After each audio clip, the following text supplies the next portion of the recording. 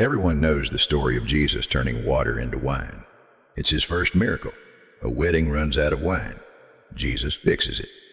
But I'm going to show you something in this story that most people read right past.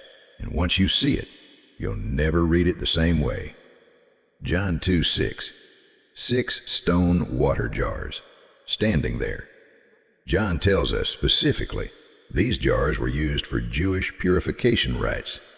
That's not a background detail. That's the entire point. In first century Jewish life, purification jars held the water people used for ritual washing. Before you could worship, before you could be considered clean before God, you washed from these jars.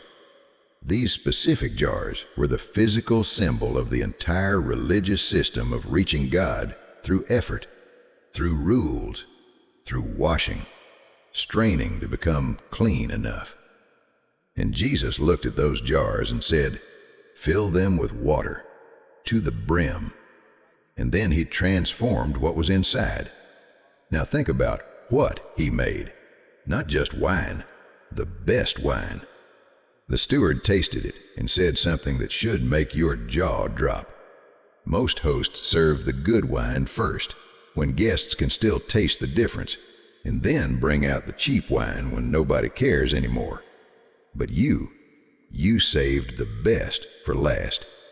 The jars of religion.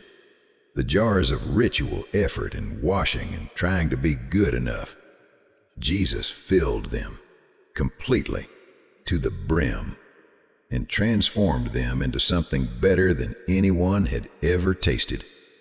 He wasn't saying the old system was worthless. He was saying, I am going to fill it, and what I fill it with is better than what it held before. This is not a miracle about catering logistics. John 2:11 tells us, this was the first sign through which Jesus revealed his glory. His glory was not the wine.